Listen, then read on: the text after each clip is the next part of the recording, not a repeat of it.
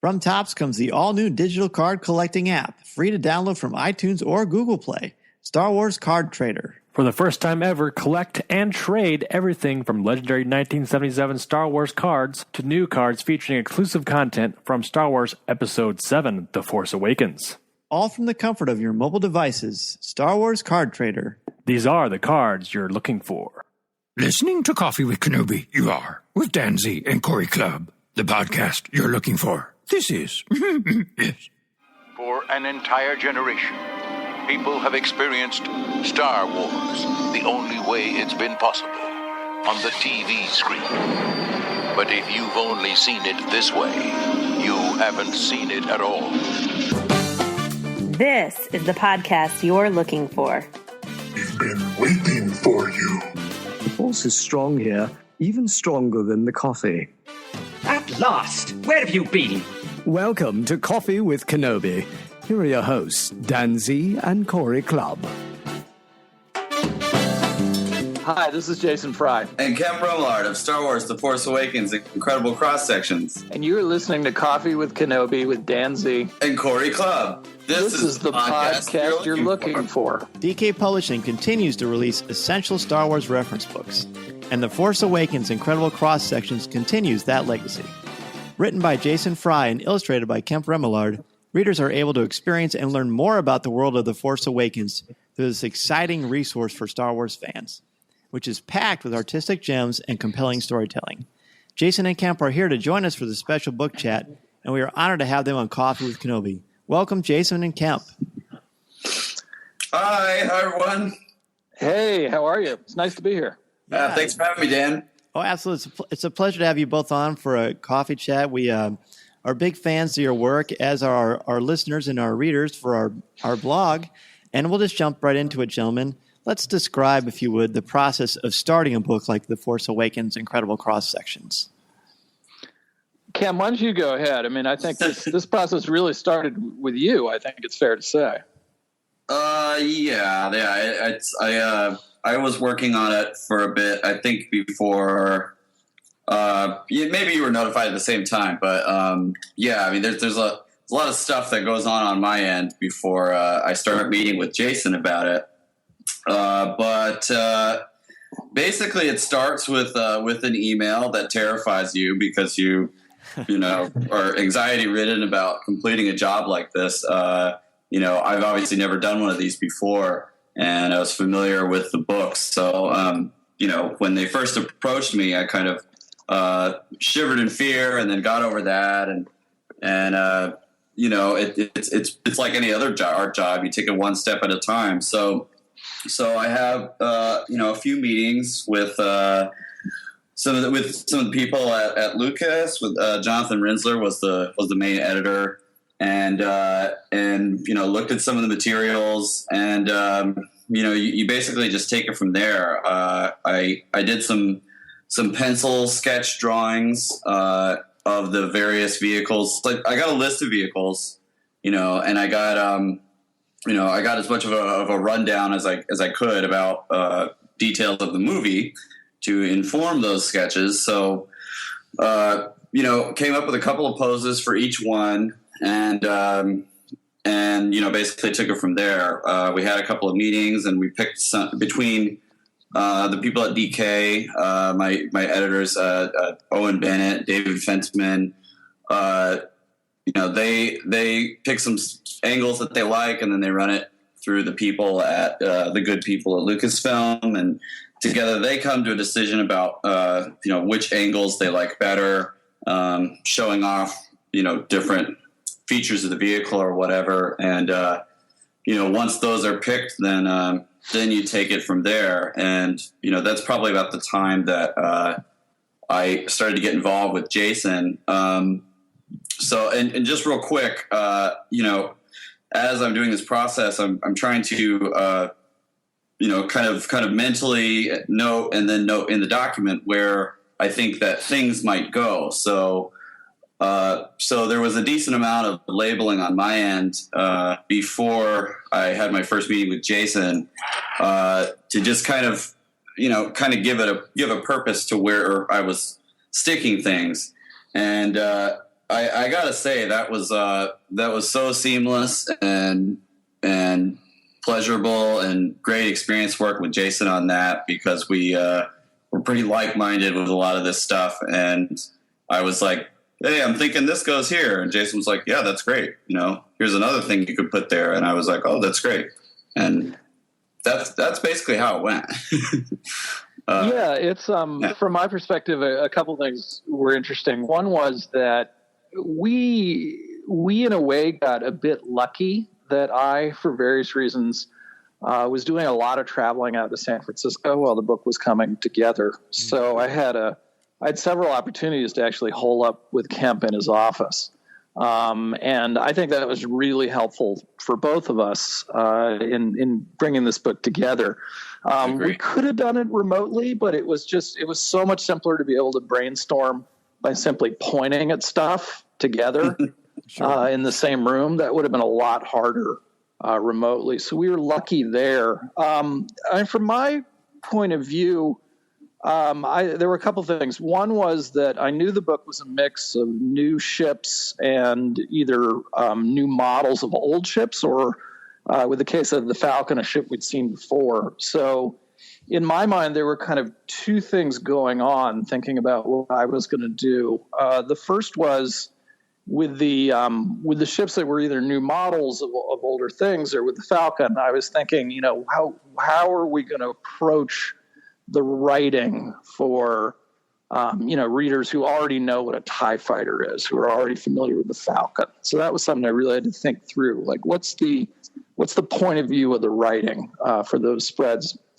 And the other thing was just thinking in general was just, what did we want this book to be? The other locations books are a bit different in tone.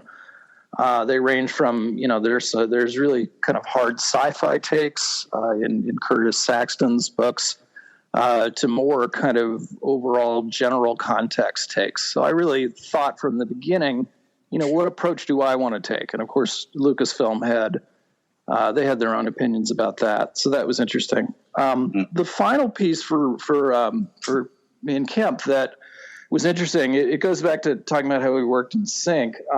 I had done one of these books before. I did Clone Wars Incredible Cross-Sections with Hans Jensen and Richard Chasemore, who are great. We had an interesting experience putting that book together that I don't remember if it was Hans or Richard, but I kept getting these beautiful cutaway drawings, and they weren't labeled. And I was looking at them, and I was looking at the machinery, and it was interesting because I was thinking, there's obviously a mind at work that's much better than me at engineering and thinking about machines and engines and all that. And I was trying to kind of think along with it and not getting anywhere. And so I finally asked them, and it turned out that, they in a really kind way didn't want to step on my toes, but they were kind of taking the labels off of it. And I said, that's right. So I was like, it's much more important for me to know what you had in mind, because then, everything is going to make sense in a way that it just won't if I'm essentially reinventing it. So I said, I really appreciate the gesture, but let's try it the other way. Like, tell me what you think something is.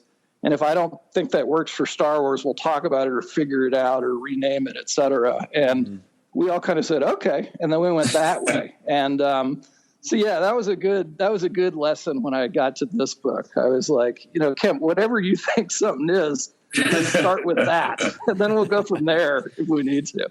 See, go ahead. I was going to say, unfortunately, I approached it from a more selfish standpoint because I was really worried that Jason was going to reject all of my ideas, and then we're going to have a situation where I didn't know who Jason was. So, I mean, you never know how these going to go with these professional relationships. And, 99% of the time it's fine, but you never know who you're going to get. So I was like, well, maybe Jason's going to tell me it's my way or the highway and to get with the program. That's the worst case scenario. It's what you fear. So I had all these labels, and I'm like, okay, hopefully the guy likes my ideas and doesn't go, yeah, that's fine. But what I was really thinking was do this, which was exactly the opposite. I can't thank my lucky stars enough. Thank you, Jason. Likewise. I think too, the collaborative nature of this process that the two of you are sharing, it shows in the book, because it is a nice melding or a blend of images and words in an incredibly poignant way.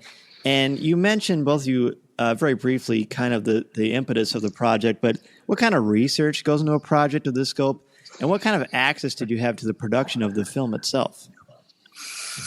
Do you want to go first, Jason, or should I? No, you go ahead, because I think, as I remember, a lot of that really did start with, and you were also working kind of hand in hand with the team over there. So yeah, go ahead.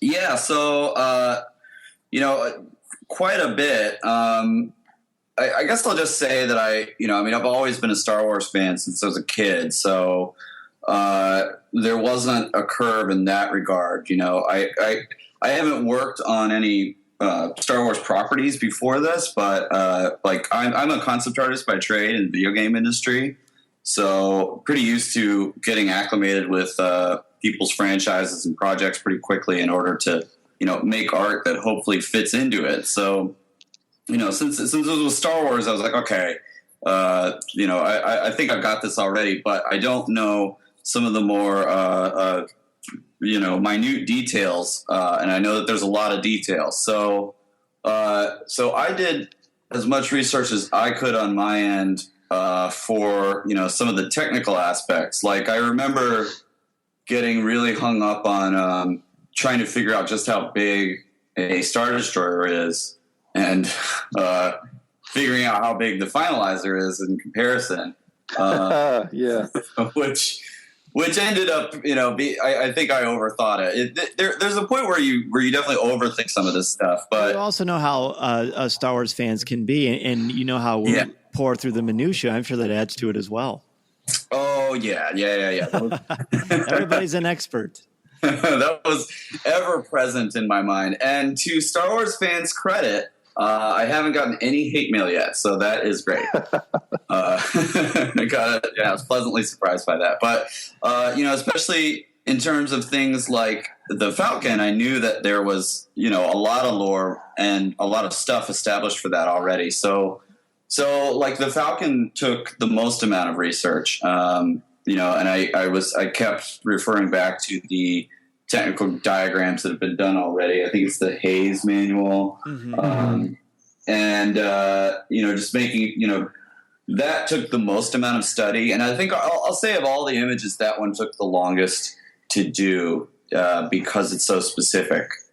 I think fans picture the two of you in a room with J.J. Abrams pouring over the details of the design of the film. And that's probably not entirely accurate. Well, I'll just say this. I didn't have any correspondence with J.J. Abrams, but I know he was looking at it, and I was told on many occasions that he is looking at it or is going to look at it. So that was that was known by me. But I worked with Pablo Hidalgo a lot. Mm-hmm. He was him and Phil Sizlak. Sizlak. I'm not even saying his last name. His name he's not Mo from The Simpsons, but it's I'm gonna just butcher his name. But Zostak, he's the one that did the Art of book. Sure. And he was on the book. Such a good book. Mm-hmm. Loved it. And of course Troy Alders. But I would go ask Phil most of my smaller-ish questions because he knew a lot of stuff, and he was down the hall. And then, if I had a bigger question, I would ask Pablo because he was downstairs, and or I'd ask Jason. So that's how that went. Yeah, so life is pretty good. Yeah. Yeah, a couple of things from my perspective were interesting on this project. Is one thing, and Kemp, I don't remember if this started with you or with Lucasfilm, but whoever thought it up was brilliant. One thing we did when we were looking at the X-Wing and the TIE Fighter and things like that is we went back to Joe Johnston's sketches to say, what did Joe Johnston say something was?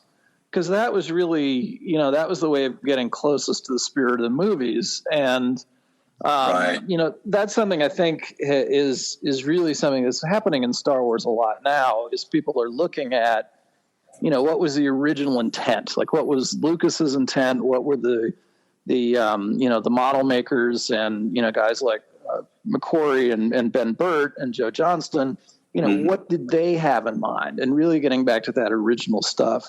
And that was interesting. I remember being a little worried about it because I thought to myself, if Joe said something was the flux capacitor and somebody else said, no, it's the picnic basket, then we've got 20 years of lore that's out of sync. What do we do? And it actually didn't turn out to be a problem at all, but it let us, kind of subtly relabel or move a few things. Sure. So that was fun. It'd be like someone say, no, it's 1.22 gigawatts.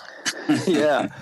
But one of the fundamental things that's just so interesting about this thing that I think a lot of fans and readers lose sight of is, the truth is that books take a lot longer than films. You can do things really much more quickly digitally for the screen than you can for producing books. So, one of the challenges we faced was, we were getting kind of perilously close sometimes to deadlines for DK, and, ships were still being worked on. And there was no way around that except to just do the best you can and see what happens. But your point, the Falcon was a really fun one. I mean, we knew pretty immediately that some things were going to be different. Starting, I think the first thing we noticed was Chewie's bunk and things like that. And in a way, the OCD Star Wars nerd in me, who's never that deeply below the surface, his first reaction was kind of like, oh no. But, that actually turned out to be a really good thing because it let us address stuff that we would want to address anyway, since the Falcon had there had been some changes made. But the Falcon, oh my goodness, we could talk for an hour just about the Falcon. I mean, the fundamental, irreducible thing about the Falcon is that the floor plan doesn't work with what you see in the movie. It just doesn't, because it's the floor plan of the old Space 1999 looking ship that they redid. And there's kind of no way around that. Yeah, how they go up and down in the cannon, and the physics seem to match up. No, it doesn't work. It doesn't work at all. And so at a certain point, it's actually kind of healthy because goodness knows, I can't tell you how many. By now it's years I've devoted to having fun with Star Wars minutia, but. The Falcon's never going to actually work completely. And, that's okay. It brings you back to the place you should be, which is, we're doing all this great stuff and having fun. But, look, it's a fun space fantasy movie. Just roll with it. Right. Jason, you're no stranger to Star Wars and literature, clearly, and you're actively contributing to the canon on a regular basis. What does that mean for you as an author and as a Star Wars fan? And how has that impacted your writing process, if at all? Good question. As a Star Wars fan, it's a dream come true. Quite literally, I kind of pinch myself every day that I get to do this. In terms of contributing to the canon, I think it if you think about it that way, that's kind of a good recipe for scaring yourself. Mm-hmm. I really just try to boil it down to, I have a story to tell, and what's the story, and how can I make the story the best story it can be? And then, as part of figuring out that story and figuring out the universe, in this case, the galaxy far, far away you're looking for, then you think about the canon and how it fits, et cetera. But I think, I think Star Wars and every intellectual property gets into trouble when those things get turned around the other way. Well said. The world building and the continuity. Goodness knows I've had tons and tons of fun with it in my life, as have many fans, but it's got to be there to support the storytelling. And when you get it the other way around, you tend to get stories that don't work. And which is true about the cross-sections illustrations as well. I'll just add. Yeah, absolutely. Because absolutely. It's there to augment the story. It's there to, it's obviously like a technical diagram, but, that's one of the things that we wrestled with was like, okay, if we're making this such a strict scientific diagram, then it starts to break down and makes everyone's heads hurt. But sorry, go ahead. Sorry. It's absolutely true. But one of the things I think has been terrific at working with Lucasfilm and working with them as part of Disney has been that there really is a real emphasis on storytelling. Like the vast majority of what I wind up talking about in phone conversations or via email as books come together is about storytelling and making it work. And it's not the canon's part of that, but only to support that. And, the business aspects of that, the feeling seems to be that, if the storytelling is done right, that'll take care of itself. And, True. not just as an author, but as a Star Wars fan, that's exactly the way I'd want it. And I think it's a great way of approaching it. And I think George Lucas would most likely say the same thing. It's about the story and how you're telling that story. And there are many tools to do that. And Kemp, certainly you have an impressive background in the world of different fictional universes. I was looking at your resume, just drooling over the things you've worked on as well. So how did your experiences with G.I. Joe and Transformers shape your work on The Force Awakens? Well, those are interesting. Those are pretty indicative of, lots of other jobs I've done, but it's, mostly what I was doing for them was vehicle concepting. So, that would be, throwing it. A lot of the processes carried over, and then a lot of the kind of thinking carries over too, because I'm coming up with like a fictional vehicle. It has to look like it makes sense, but it has to look cool, and I also have to do it really fast. And so, I have all these tricks I've kind of developed over the years working with them on, making these vehicles look glamorous, for lack of a better word, and really selling it because, some of the time it was for Hasbro, but this is like pre-production work for the movies. So, it's got to really sell in the one image that you're sending around. You can't, sometimes I would send, other views and stuff, but it's not, it's a,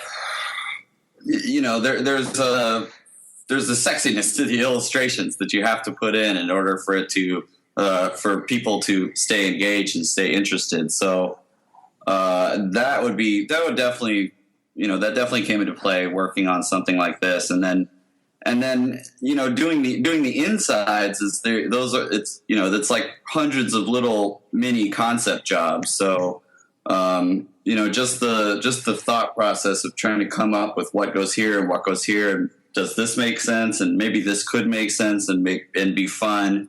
There's this hole here, but I can hide it by doing this and that and the other. I would say that's the biggest carryover, if that makes sense. But okay, good.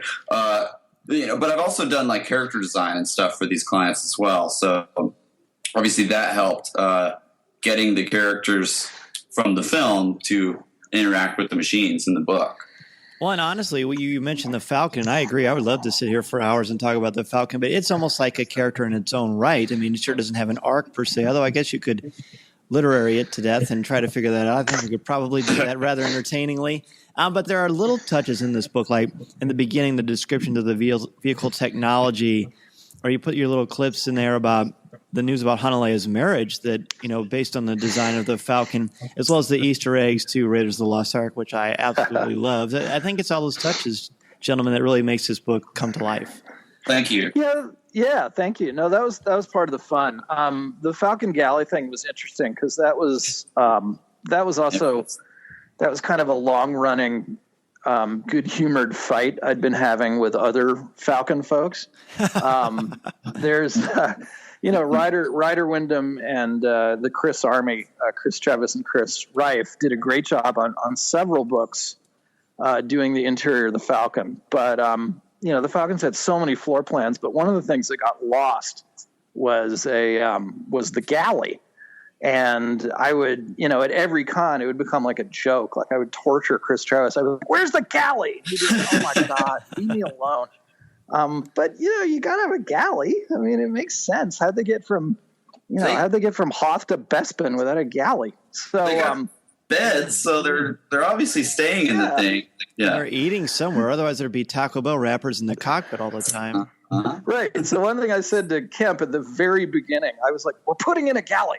And I think he was like, "Whoa, what's the matter with this guy?" But I was insistent, both because I thought it should be there, but also then as kind of a humorous dig at those three guys. But then then the fact began, like if it hadn't been there before, we had to account for it, and how could we tell it in a storytelling way? But one thing I want to jump back to real quick, which I'm going to sing Kemp's praises, which I hope he won't mind. But, I mean, it's something he mentioned earlier was really a lesson for me in this book. And it's what he talks about, kind of selling the image. And look at, like, the stormtrooper transport image in this book. Mm-hmm. And, I think there's so much detail, both in terms of the text and the illustrations in that image that, somebody who turns the page to that, it's possible to be put off by it because it's just so much.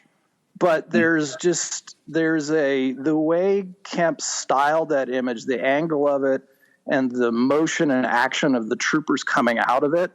I mean, it's so compelling that it draws you in instead of pushing you away. Like you immediately engage with it. You want to be part of it. And that, for me, as a guy who uses words, was a really interesting lesson in terms of thinking about stuff, and something I thought was great throughout the book. And it's on page 8 for those of you who are listening and thumbing through the book as we speak. Oh, shucks. Thanks, Jason. You're welcome. I really appreciate it.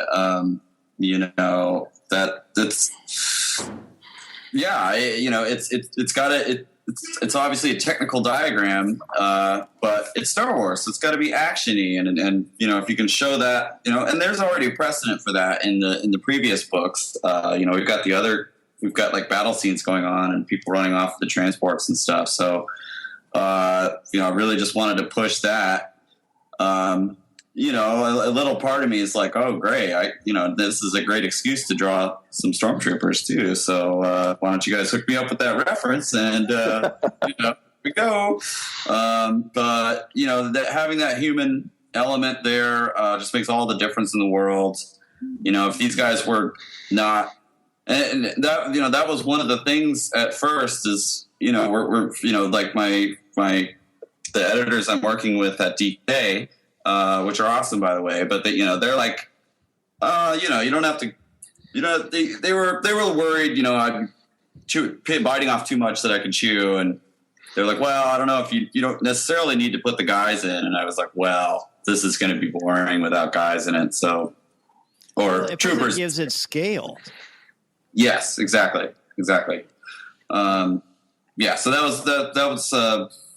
that was a big deal for me. And I think they're just as important as the mechanical parts that are under the hood for the image. Well, and I mentioned this in my review on the website as well, and I really believe that this book tells a story, and it's a beautiful marriage of pictures and words, and not often can that be said about something like this. And not only, gentlemen, are you adding to the canvas of Star Wars, but in my classes, when I talk about the word verisimilitude, I open this book and they thumb through it, and we talk about realism in a fictional universe, and you have helped educate a lot of minds. That's great. That's great. That's great to hear. Plus, I think we may have sold a few books for you too, because I think they go home and nothing wrong with that. I want to look at more about the layout and the interiors of the book, and I'm curious to know what are some of the more challenging vehicles to work on. And I think I was going to ask, what are you most inspired to help create? But I think the Falcon might be the answer to that one. Was I most inspired to help create? Yeah, and what was maybe the most challenging? Okay. So yeah, I will say that the Falcon was the gift that kept giving because, obviously while I'm working on this book the whole time, I'm going, what am I doing? This is insane. Every now and then it would resurface and I would go, I can't believe I'm working on this. And, that was really big, working on the Falcon. I turn into analytical brain, fix some things over here, do this over here, and then kind of step back and go, can't believe I'm working on the Falcon. This is insane. I can't believe it's going to be in print, so did that also make it the most challenging too? Oh yeah, probably. I would probably, although I will say, since things are already established for the Falcon, you have that aspect as well, because I had to fill in the blanks for the other things. So the Star Destroyer was a huge question mark in my mind for a long time. I was really stressed about it, and it actually was not as painfully challenging as I thought it would be, because of the sheer scale of it, and the kind of excitement that was building. Like once I was putting it together, I did want to mention really quickly. You guys talked about how the Falcon is a character by itself, and I keep making this point. It's basically like Jerry Seinfeld's living room flying in space. Without the Superman image once in a while. Exactly. Without the change of furniture. Actually, it does change furniture. So they're just not eating cereal in there, I guess. But that's in the alley. Jason put the cereal compartment. Exactly, and that's why I put the blue milk out. Because I'm just finish that. But yeah, I mean, it really. And then rewatching the movies a lot, it really drove home it's probably a whole completely different discussion, but I mean, one of the big standout things between the original trilogy and the prequels, it's like original trilogy has this constant where the main characters are in the Falcon cockpit or the main hold. They're always going back to the same place. They're always having these conferences there, and the main characters all get on board at least once. And then there's just not that constant, and in those other films. That all other topics about the films aside, that's one thing that really popped out to me working on this book again, because the Falcon is such a mainstay of the series. So someone asked me what the plans for the Falcon in the future are. I have no idea, but it's hard for me to imagine this thing not being around, like Chewie not being around or something. Do you know what I mean? Agreed. Hey, it's Dan Z. And Corey Clubb. From Coffee with Kenobi. And we are excited to let you know about the Star Wars Card Trader app from Topps. Yeah, Dan, you remember those cards that came out in 1977, the good old days? Well, they're back again. Yeah, so it's the Star Wars Card Trader app. It has them all, as well as fantastic images from The Force Awakens, The Clone Wars, Rebels, and much more. Absolutely. You've got your favorite characters, memorable scenes, you've got key moments. It's all there. You get credits every day for free from the app, which is available from iTunes or Google Play. Open packs from the cantina, trade with your friends, and enjoy these amazing Star Wars memories as you take your first step into a larger world. There's so many different sets to choose from also, and there's so many great cards to chase. There's special inserts, there's rewards for completing sets and variants. It's everything you love in collecting from a galaxy far, far away. The Star Wars Digital Card Trader collecting app from Topps. These are the cards you're looking for. Kemp, it's interesting to hear you say that. The one I had that found the most challenging was the quad hopper, because that, with everything else, it was either, to my mind, it was either fairly straightforward what it was. We hadn't seen a stormtrooper transport, or we hadn't seen that kind of snow speeder truck, which is really in our book and not in the movie. That happens. But it was pretty clear what those were. But the quad hopper was just a total blank slate. And I remember the two of us kind of sitting there at Kemp's desk. It was fun, but we had no starting point. We were like, all right, what is this thing? And then we'd throw stuff out there and kind of look at each other and be like, does that make sense? And we'd kind of go back and forth. So that one was simultaneously fun, but there's no grounding. It was like, okay, let's just kind of, go out on this limb and see if it breaks or if we get somewhere cool. Yeah, there's no point of reference for it. Yeah, exactly. No, I'm trying to remember if we even knew it gets blown up that fast or not. I mean, I think we knew that they don't go on board, but yeah, we were like, what does this thing do? I don't know, come up with something. Yeah, that was a fill in the blanks, and that's kind of one that I saved for a little later. And as you can see, it's got a pretty similar bunk to the Falcon, but that was the best idea I could come up with for this thing. I was thinking maybe try to establish some kind of a form language that's like uniquely Star Wars. So maybe these round bunks, there's one round bunk manufacturer and they sell them to all the ship. That's right. Yeah. They outsource. That's exactly. Yeah. Exactly. Well, I want to bring up, and I see our coffees are getting low and time's running short, which is a shame because I think I would love to have shows where just the three of us talked about the different ships for an hour. I think that would be an incredibly fun experience. But I want to talk about, when I mentioned fun in Star Wars, one thing, Jason, that you have added to the Star Wars culture is the character Zare Leonis. And I love this character for a lot of reasons. One of the reasons is that his first name is pronounced exactly like my last name, so I can tease my co-host Corey that I'm part of the canon now, even though that's not true. But it's pretty rare to introduce a new character into a very well-established fictional universe and have him have an impact and have him resonate. So for you, what does Zare Leonis mean to you? That was just a terrific experience. I mean, Zare himself was actually created by the show producers from Rebels.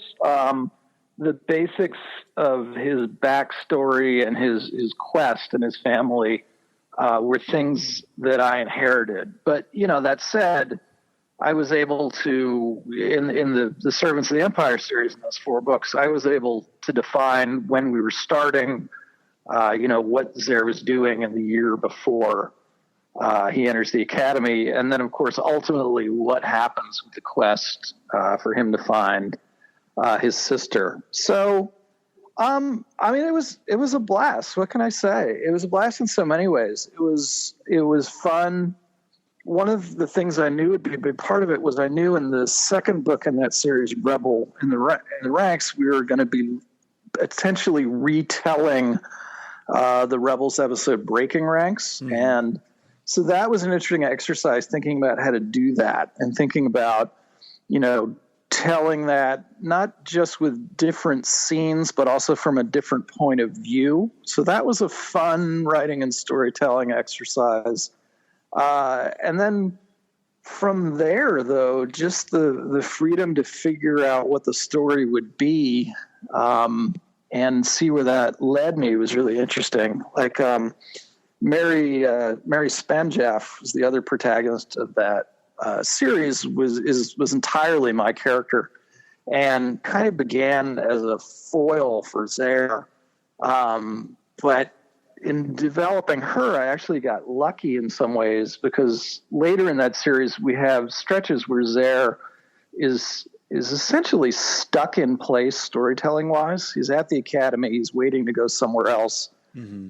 But he kind of can't move. And because I developed Mary as this other protagonist, I was able actually to keep the narrative from getting kind of sterile and stuck because I could do things with her and then contrast, what she was trying to do with what Zare was trying to do and get something interesting. So that was interesting. It was kind of an intriguing accident, if you will, that came out of the constraints of the overall story and let me do some other things. But I mean, it was great. It was great fun and interesting to think about how to fit those in with other stories being told, and also, little things like there are loose ends in that series. We don't find out what happens to some of the secondary characters, and that was something I did deliberately. I felt that it was a little too neat to kind of round off everyone's story, and sure. So experimenting with things like that. So it was a blast. I loved those characters. I find myself, I miss writing them, to be be fun to see what else they were getting up to at some point. But I agree. I miss reading about them. I truly do. It's a lot of fun to experience those kind of characters. And I think your work, as much as anything, was our first looking at the Empire from the inside and sort of how they use their spin to help advance their mission across the galaxy. Yeah, some of that was being done with Ray Sloan, with John Jackson Miller, and I got to write a short story about Sloan too. That's right. But yeah, what I found very interesting was, the Leonises start out as Imperial supporters, and then that kind of decays over time. So looking at it from the point of Zare, who's a kid, who's growing up fast, but as a kid, that was an interesting way to get into that viewpoint and try to make it realistic, but without losing the fact that, hey, it's Star Wars, and somebody's going to pull out a blaster and race speeders and do stuff that's really fun while exploring those things. Right, and clearly it was a blast, and book readers all around the world have certainly enjoyed them, and I've enjoyed very much talking to both of you, gentlemen. It's been a real treat and a thrill to have you on Coffee with Kenobi. And before we let you go, we have our 5 questions that we ask each guest to kind of show the commonality we have as Star Wars fans and show that we're really more alike than we are different. And Jason, I'll start with you. What is your favorite Star Wars movie? Well, I'm a 46-year-old dude, so it's The Empire Strikes Back, like everyone else. Sure. But yeah, it's that one. Just the storytelling, the characterization, all of it just speaks to me. I just love it. Very good. And Kemp, what about you? Favorite Star Wars film? You guys are gonna murder me, but I'm just young enough to not be offended by Ewoks, so.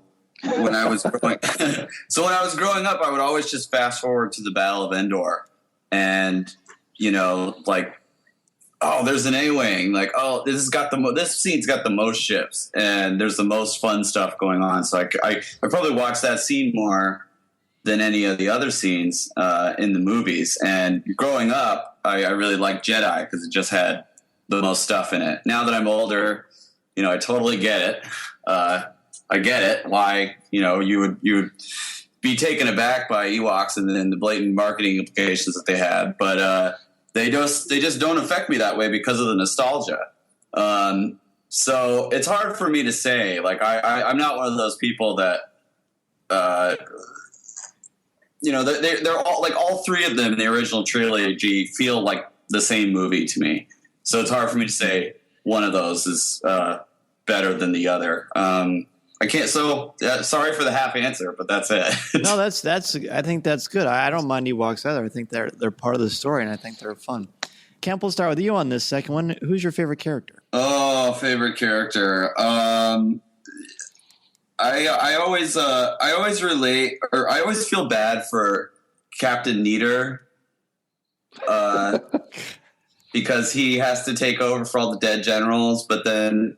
And he obviously doesn't want to do it, but Vader just, eventually stomachs it and deals with him. Is this the right guy? Am I right about this guy? I think you mean Piet. Piet, yeah, Admiral Piet, yeah. Is it Piet? Yeah, Captain Neater swims with the fishes.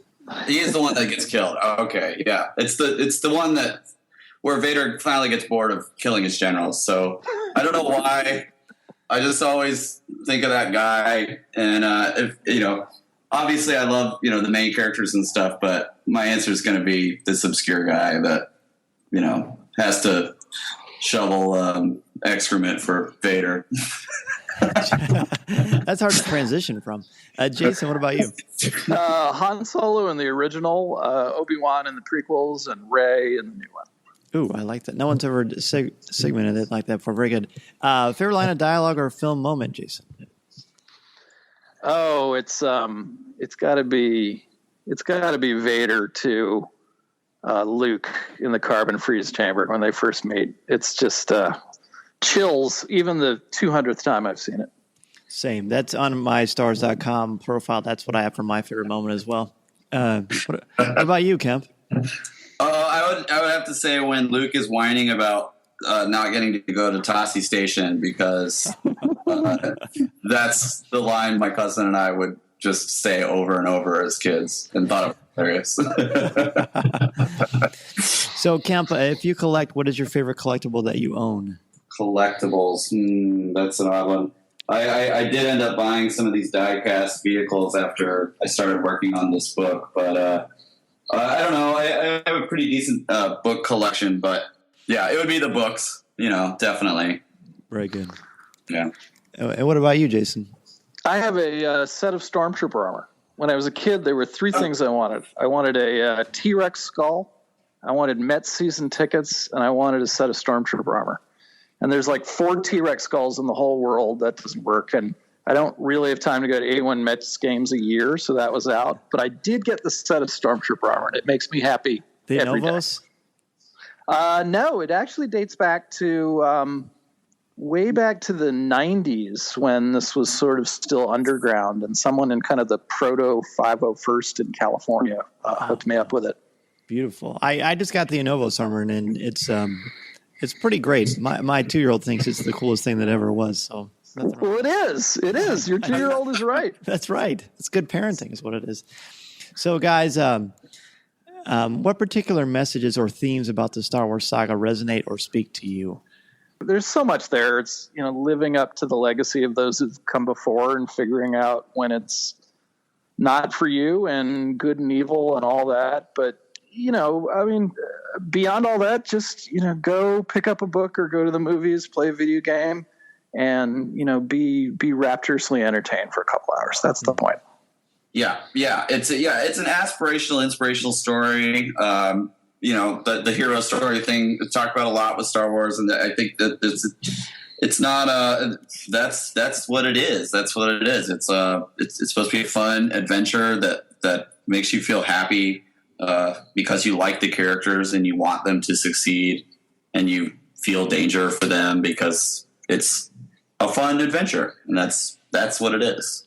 Well, gentlemen, your enthusiasm and your eloquence are very much appreciated. We'd love to have you back on Coffee with Kenobi anytime you're interested in coming back to chat with us. Where can people get in touch with the both of you, and what kind of projects are you working on that you're allowed to share with us? I actually just got word about getting permission to talk about this, but Jason and I are both working on the locations book for episode 7. Great. So look for that in October. Very excited to be working on that with Jason again. And if I didn't say so before, I just want to say, it was an absolute pleasure working with Jason on this book. I love the writing that accompanies the illustrations, and I'm really excited to be working with him again on this locations book. So that is what is coming up. And if you want to get in touch with me, if you're interested in my work, just go to my website. It's kempart.com. That's KEMPART.com. And my email address is on there and stuff too. So get in touch. Yeah, I'm Kemp. I'm so excited I'm so excited we're allowed to talk about that. I think that's like the first scoop. I think that's a great scoop for a podcast, which is it is. Yeah, doing that book. And as Kemp said, I'm really happy we're working together again. I think we're a good team and we have a lot of fun. So looking forward to more of it. I have some other projects, mostly I can't talk about, but weirdly I have written a Star Wars paint by numbers book you can find on Amazon. I did not do the paint by numbers part, which is best for all involved. If you want to find me, my Tumblr is Jason Fry's Dorkery. I don't know the URL, but you can find it. Or on Twitter, I'm Jason C. Fry. Not Jason Fry, who's he's a Windows he's a mobile programmer in the UK who's better looking than I am and smarter and more charming, but he's not me. So follow both of us, but I'm Jason C. Fry. But he's not on Coffee with Kenobi, so that's Well, guys, thanks again. Thank you again for sharing your time and talents, and maybe later in the year we'll have you back on to talk more about your amazing work. Yeah, please do. It'd be great. Yeah, we could talk endlessly about this stuff, so anytime. Seriously. This has been great. Thank you both. Chewie, get us out of here!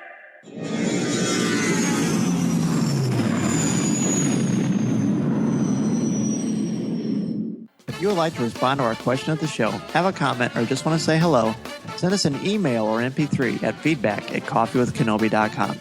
Or if you have a specific question or comment for either of us individually, email us at danz@coffeewithkenobi.com or coryc@coffeewithkenobi.com, or visit us at coffeewithkenobi.com and click on the Contact Us section or comment on one of the stories featured on the site. If you enjoy the show, please write a review in iTunes or Stitcher. You can also like the show on Facebook at facebook.com/coffeewithkenobi, as well as keep up to date at our Twitter feed at Coffee with Kenobi. You can also find us on Tumblr at coffeewithkenobi.tumblr.com. If you enjoy the jazz music, the album is Eye to Eye by Steve Torok. Give the evacuation code signal. This podcast is not endorsed by the Walt Disney Company or Lucasfilm Limited. It is intended for entertainment and informational purposes only. The official Star Wars website can be found at www.starwars.com. Star Wars, all names, sounds, and any other Star Wars-related items are registered trademarks and or copyrights of Disney and their respective trademark and copyright holders. All original content of this podcast is the intellectual property of Coffee with Kenobi unless otherwise indicated. This is the podcast you're looking for. There's no one here. Move along. Move along.